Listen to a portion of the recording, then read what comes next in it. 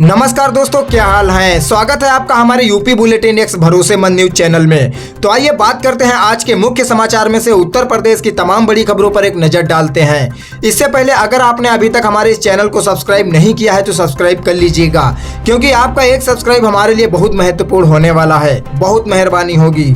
सावन के पहले सोमवार पर वाराणसी के बाबा काशी विश्वनाथ धाम में श्रद्धालुओं की भारी भीड़ के बीच ऑनलाइन ठगी का मामला सामने आया है। कर्नाटक के मैसूर से पहुंची एक महिला से कथित तौर पर पुजारी के वेश में मिले व्यक्ति ने सुगम दर्शन कराने के नाम पर 4 लोगों के लिए 4000 रुपए ऑनलाइन ले लिए और फरार हो गया। महिला की शिकायत पर ड्यूटी पर तैनात पुलिस ने आरोपी को पकड़ लिया। पुलिस ने महिला के 4000 रुपए वापस कराए और उनके साथ आए श्रद्धालुओं को बाबा काशी विश्वनाथ के दर्शन भी कराए।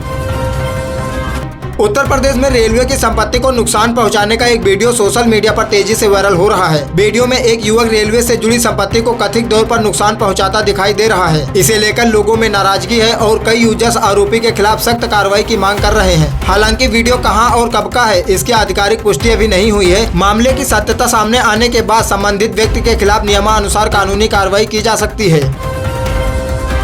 रायबरेली में निर्माणाधीन मकान की छत ढालने के दौरान बड़ा हादसा होते होते टल गया। ऊंचाहार थाना क्षेत्र में छत की ढलाई के दौरान अचानक नीचे लगी बल्लियां टूट गई, जिसके बाद पूरा लिंटर और सांचा भरभरा कर नीचे गिर पड़ा। घटना के बाद मौके पर मजदूर समेत कई लोग मौजूद थे, लेकिन राहत की बात यह रही कि सभी बाल बाल बच गए और किसी के हताहत होने की खबर नहीं है। घटना का वीडियो सोशल मीडिया पर तेजी से वायरल हो रहा है। पुलिस ने भी हादसे में किसी तरह की जनहानि नहीं होने की पुष्टि की है। मध्य प्रदेश के विदिशा जिले से बारिश के बीच स्कूली बच्चों की सुरक्षा को लेकर चिंता बढ़ाने वाला वीडियो सामने आया है। ग्राम परोहा परड़िया क्षेत्र में स्थित एक स्टॉप डैम पर पानी के तेज बहाव के बीच स्कूली बच्चे छलांग लगा कर उसे पार करते दिखाई दे रहे हैं। बच्चों की पीठ पर स्कूल बैग भी नजर आ रहे हैं। बारिश में जरा सी चूक किसी बड़े हादसे का कारण बन सकती है। वीडियो सोशल मीडिया पर वायरल होने के बाद बच्चों की सुरक्षा और इस जोखिम भरे रास्ते को लेकर स्थानीय प्रशासन की व्यवस्थाओं पर सवाल उठ रहे हैं। उत्तर प्रदेश के करीब 25,000 निजी माध्यमिक स्कूलों में कार्यरत 3.5 लाख शिक्षकों के लिए राहत की खबर है। इन शिक्षकों के लिए नई सेवा नियमावली तैयार की जाएगी और इसके लिए अपर मुख्य सचिव माध्यमिक शिक्षा और अध्यक्षता में 7 सदस्यीय कमेटी गठित की गई है। नई नियमावली लागू होने के बाद स्कूल प्रबंधक बिना किसी उचित कारण के शिक्षकों को नौकरी से नहीं हटा सकेगा, जिससे निजी माध्यमिक विद्यालयों में कार्यरत शिक्षकों को रोजगार, सुरक्षा और सेवा से जुड़े मामलों में कानूनी संरक्षण मिलने की उम्मीद है।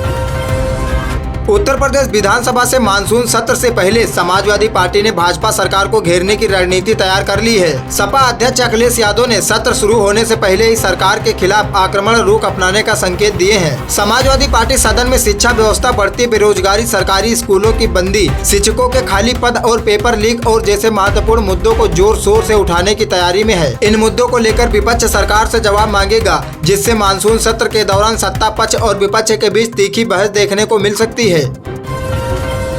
हरिद्वार के ग्राम बड़े राजपूताना में दर्दनाक हादसा हुआ, जहां फ्लाईओवर के नीचे विश्राम कर रहे कांवड़ियों पर लोहे का भारी गार्डन अचानक गिर गया। हादसे में गंगा जल लेकर लौट रहे कांवड़िये की मौके पर ही मौत हो गई। घटना के बाद इलाके में अफरा तफरी मच गई और मौके पर बड़ी संख्या में लोग जमा हो गए। सूचना मिलते ही पुलिस मौके पर पहुंची और स्थिति को संभाला।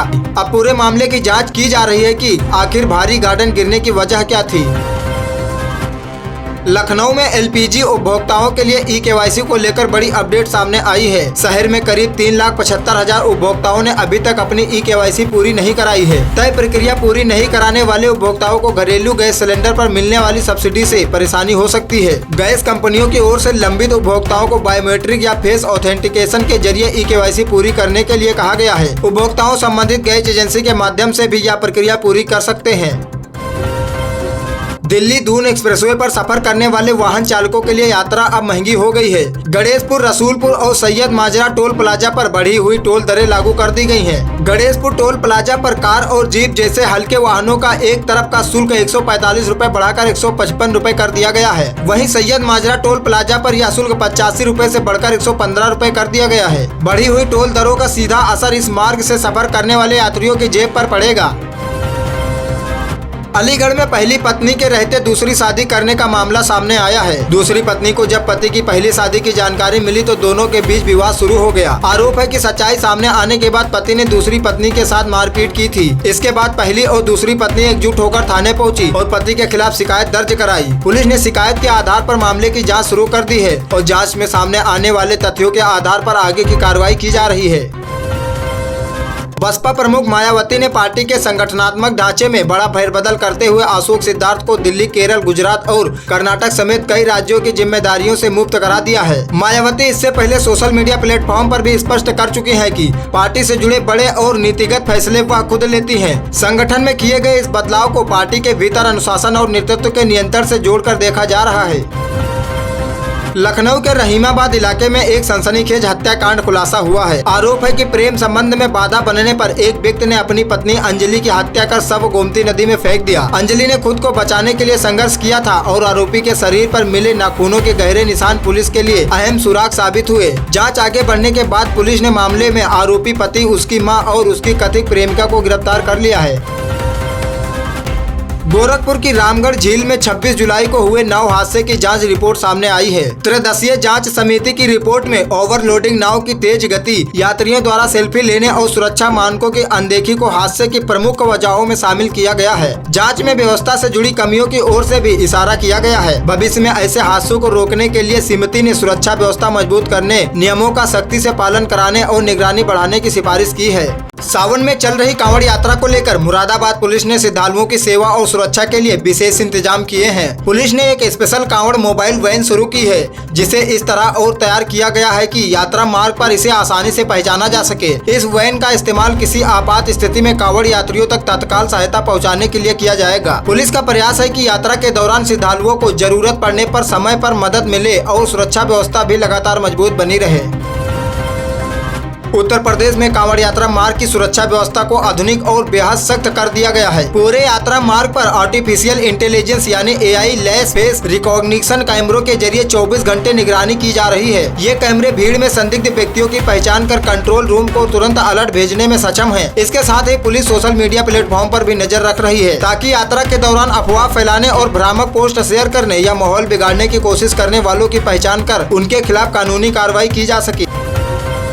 कांवड़ यात्रा की सुरक्षा व्यवस्था को और मजबूत करते हुए संवेदनशील स्थानों पर ड्रोन के जरिए भी निगरानी की जा रही है। इसके अलावा महत्वपूर्ण और संवेदनशील चौराहों पर ATS की टीमों को तैनात किए जाने की जानकारी सामने आई है। एकीकृत कंट्रोल रूम से यात्रा मार्ग की गतिविधियों पर लगातार नजर रखी जा रही है और तकनीकी विशेषज्ञों की भी विशेष ड्यूटी लगाई गई है। प्रशासन का प्रयास है कि किसी भी संदिग्ध गतिविधि की जानकारी मिलते ही तुरंत कार्रवाई की जा सके और कांवड़ यात्रा शांतिपूर्ण तरीके से संपन्न हो।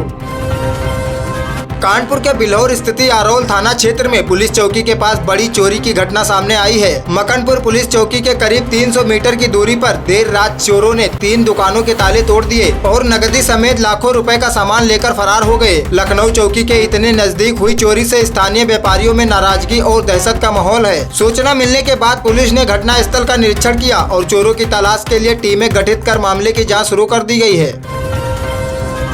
सामाजिक न्याय और आधिकारिक मंत्रालय की ओर से चलाया जा रहा नशा मुक्त भारत अभियान देश भर में आगे बढ़ाया जा रहा है। अभियान का मुख्य उद्देश्य विशेष रूप से युवाओं को नशीले पदार्थों के दुष्प्रभावों के प्रति जागरूक करना और उन्हें नशे के लत से बचाना है। इसके तहत उत्तर प्रदेश में भी अलग अलग स्थानों पर जन जागरूकता कार्यक्रम आयोजित किए जा रहे हैं। सामुदायिक भागीदारी के जरिए लोगों को नशे के खिलाफ एकजुट करने और युवा पीढ़ी को सही दिशा देने का प्रयास किया जा रहा है। पहाड़ी और मैदानी इलाकों में हो रही भारी बारिश के कारण हापुड़ में गंगा नदी का जलस्तर तेजी से बढ़ रहा है। पानी बढ़ने के साथ तटीय क्षेत्रों में मिट्टी का काटान भी तेज हो गया है और गंगा का पानी खेतों में होते हुए खादर क्षेत्र के गांवों की ओर बढ़ रहा है। बाढ़ और काटान के खतरे से ग्रामीण परेशान हैं और हालात बिगड़ने की आशंका के चलते कई लोग रात में भी स्थिति पर नजर बनाए हुए हैं। सराहनपुर की रहने वाली एक महिला पर अपने प्रेमी के साथ मिलकर 6 महीने के मासूम बेटे की हत्या करने का गंभीर आरोप लगा है। पुलिस के मुताबिक बच्चे को मेरठ के नौचंदी थाना क्षेत्र की वैशाली कॉलोनी स्थित नाले में फेंक दिया गया था। बच्चे के लापता होने के बाद जांच शुरू हुई तो पूछताछ के दौरान मामले का खुलासा हुआ। पुलिस ने महिला और उसके कथित प्रेमी को गिरफ्तार कर उनकी निशानदेही पर बच्चे का शव बरामद किया है। दोनों आरोपियों के खिलाफ हत्या का मामला दर्ज कर आगे की कानूनी कार्रवाई की जा रही है। अलीगढ़ में जिला अधिकारी के आदेश के बाद एक मृतक युवती का शव कब्र से बाहर निकालकर पोस्टमार्टम के लिए भेजा गया है। युवती के परिजनों ने उसकी मौत पर संदेह जताते हुए हत्या की आशंका जाहिर की थी और निष्पक्ष जांच की मांग की थी। इसके बाद प्रशासन ने शव को कब्र से निकलवाने की कार्रवाई की। पुलिस अब पोस्टमार्टम रिपोर्ट का इंतजार कर रही है, जिससे मौत के वास्तविक कारणों का पता लगाया जा सके। फिलहाल मामले से जुड़े सभी पहलुओं की जाँच की जा रही है। बलिया के मनियर थाना क्षेत्र में दक्षिणी पटखौली गांव में एक किशोरी की आत्महत्या का दुखद मामला सामने आया है। परिजनों ने पड़ोस में रहने वाले एक युवक पर किशोरी का आपत्तिजनक वीडियो बनाकर उसे परेशान और ब्लैकमेल करने का आरोप लगाया है। परिजनों के मुताबिक इसी प्रताड़ना और बदनामी के डर से किशोरी ने आत्महत्या कर ली। घटना की जानकारी मिलने के बाद पुलिस ने मामला दर्ज कर लिया है। आरोपी की तलाश की जा रही है और मामले में आगे की कानूनी कार्रवाई जारी है। बाराबंकी में रविवार तड़के 10वीं वाहिनी पीसीएस परिसर स्थित छात्रावास के कमरे में सिपाही दीपक सिंह का शव फंदे से लटका मिला। 30 वर्षीय दीपक सिंह की मौत की जानकारी मिलते ही पुलिस और प्रशासन अधिकारी मौके पर पहुंचे। शुरुआती जांच में जवान के पिछले कुछ समय से मानसिक तनाव से जूझने की बात सामने आई है। पुलिस ने शव को पोस्टमार्टम के लिए भेज दिया है और मामले की जाँच की जा रही है। पोस्टमार्टम रिपोर्ट और अन्य तथ्यों के आधार पर मौत के सही कारणों का पता लगाने का प्रयास किया जा रहा है।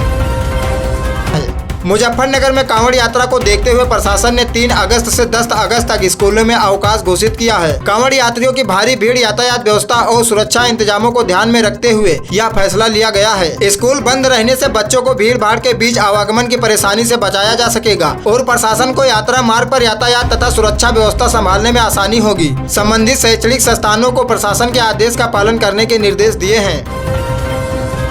सीतापुर जिले से हत्या का एक सनसनीखेज मामला सामने आया है। रामपुर मथुरा थाना क्षेत्र के बजेरा गांव में पारिवारिक विवाद के दौरान एक भाई पर अपनी ही बहन की धारदार हथियार से हत्या करने का आरोप लगा है। बताया जा रहा है कि हमले के दौरान युवती जान बचाने के लिए घर से बाहर भागी, लेकिन आरोपी ने उसका पीछा किया और हमला कर दिया। घटना के बाद पूरे इलाके में सनसनी फैल गई। सूचना मिलने पर पुलिस मौके पर पहुंची और मामले की जाँच शुरू कर दी है। आरोपी की तलाश में पुलिस की टीमें जुटी हुई है।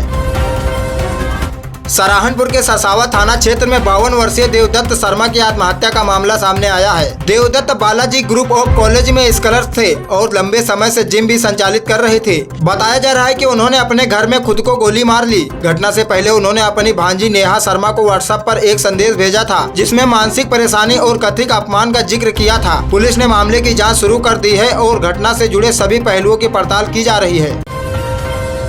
बरेली के अगस्त मुनि आश्रम में एक विवाह चर्चा का विषय बना हुआ है। जौनपुर की रहने वाली शाहजहां बानो ने अपनी इच्छा से सनातन धर्म अपनाकर अपना नाम प्रतीक्षा रखा और इसके बाद प्रतापगढ़ निवासी अपने प्रेमी पवन के साथ वैदिक रीति रिवाज से विवाह किया। दोनों ने मंत्रोच्चार के बीच 7 फेरे लेकर एक दूसरे के साथ जीवन बिताने का संकल्प लिया। विवाह को लेकर सुरक्षा व्यवस्था का भी ध्यान रखा गया और पुलिस भी सतर्क रही। दोनों की प्रेम कहानी और विवाह की चर्चा अब इलाके में तेजी से हो रही है।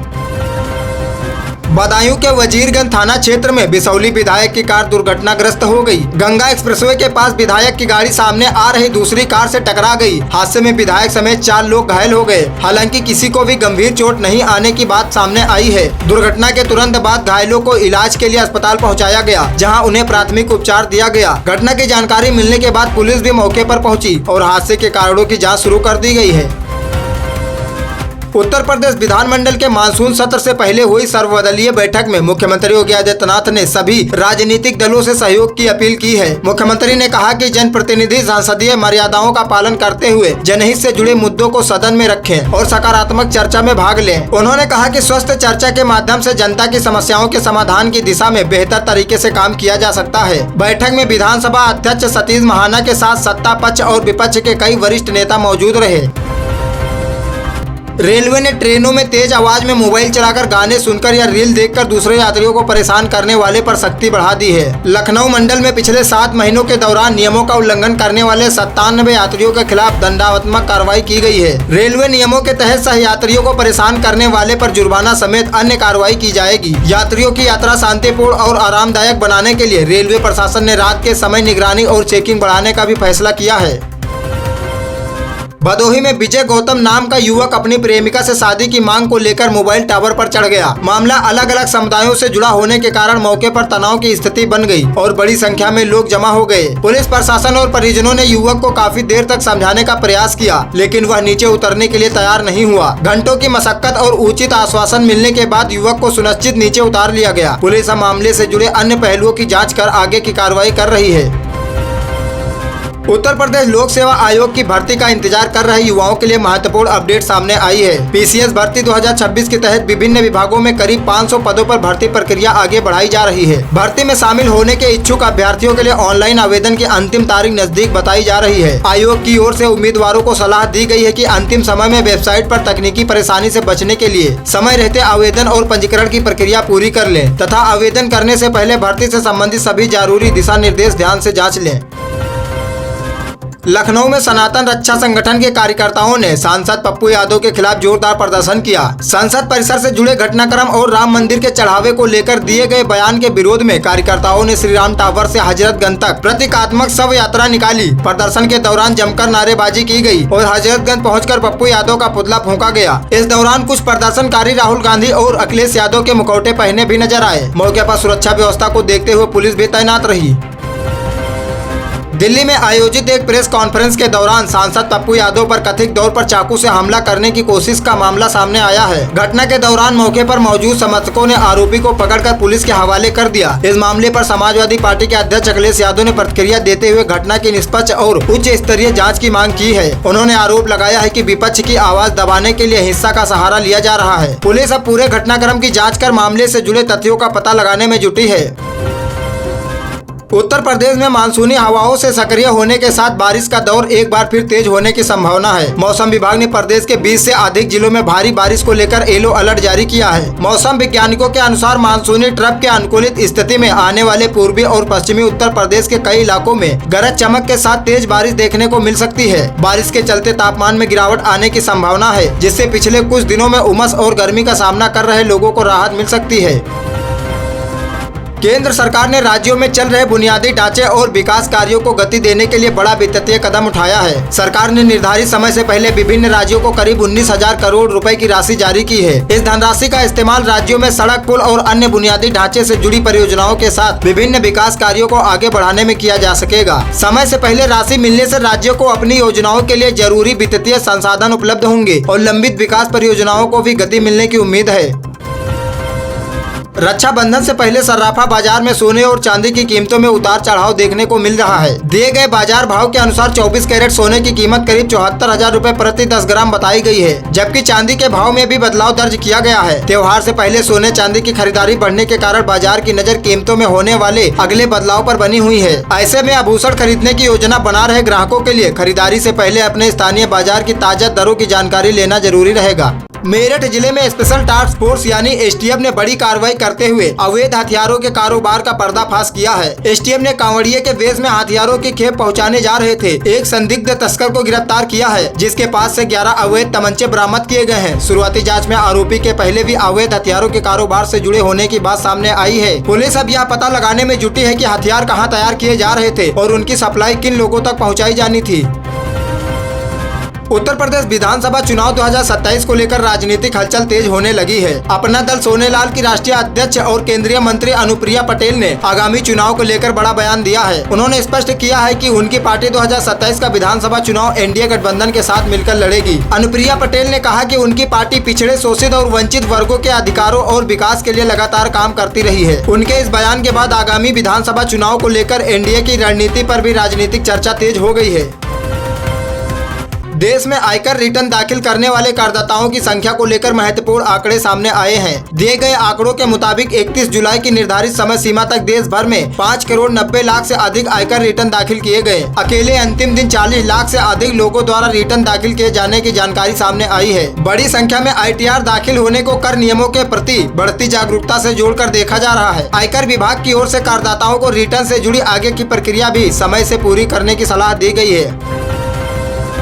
उत्तर प्रदेश में वरिष्ठ नागरिकों, विधवा और दिव्यांग लाभार्थियों से जुड़ी सामाजिक सुरक्षा योजनाओं को लेकर बड़ी खबर सामने आई है। राज्य में करीब 1 करोड़ 18 लाख लाभार्थियों को आर्थिक सहायता उपलब्ध कराने की दिशा में काम किए जाने की बात कही गई है और मासिक पेंशन को 1500 रुपए तक किए जाने का प्रस्ताव चर्चा में है। उसका उद्देश्य से जरूरतमंद और आर्थिक रूप से कमजोर लोगों को नियमित वित्तीय सहायता उपलब्ध कराना है। योजना से जुड़े अंतिम नियम और पात्रता तय होने के बाद लाभार्थियों को इसका फायदा मिलने की स्थिति और स्पष्ट होगी।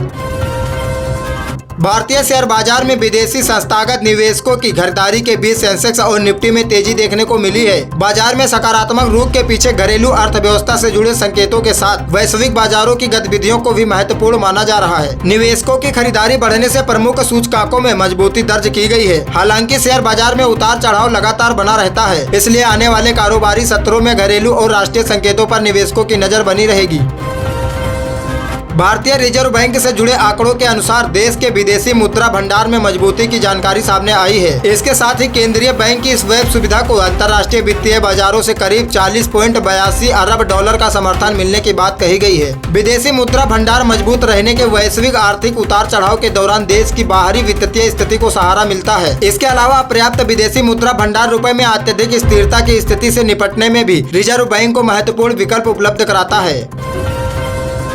रेलवे भर्ती बोर्ड की ग्रुप डी परीक्षा में शामिल होने वाले अभ्यर्थियों की सुविधा के लिए रेलवे ने विशेष व्यवस्था की है। मऊ से बरेली के बीच परीक्षा स्पेशल ट्रेन चलाने का फैसला किया गया है, जिससे दूर दराज के क्षेत्रों से परीक्षा केंद्रों तक पहुंचने वाले अभ्यर्थियों को आवागमन से सुविधा मिल सकेगी। विशेष ट्रेन चलने से नियमित ट्रेनों पर पड़ने वाले अतिरिक्त यानी दबाव को कम करने से मदद मिलेगी। अभ्यर्थियों को यात्रा से पहले ट्रेन के संचालन तारीख, समय और ठहराव से जुड़ी जानकारी जाँचने की सलाह दी गई है।